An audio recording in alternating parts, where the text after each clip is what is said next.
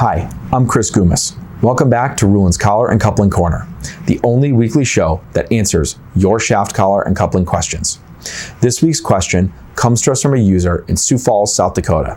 They ask, I'm trying to interchange a competitor beam coupling to one of yours and see that your speed rating is 6,000 RPM. The one I have is 10,000 RPM. Why such a big difference?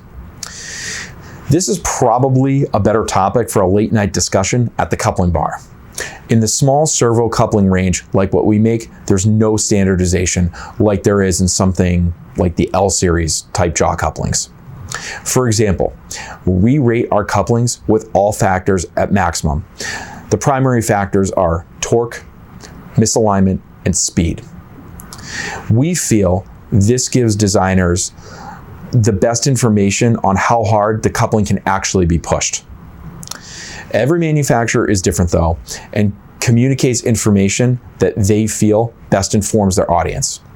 In this case being discussed, this manufacturer uses a hypothetical rating with performance factors isolated. If there is no torque and no misalignment, it's conceivable that the beam coupling could perform at that RPM. Probably depends on how hot the shafts get.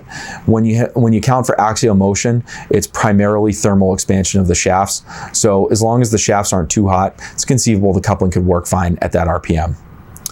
To be clear, I'm not suggesting that one system is better or worse. They're both valid.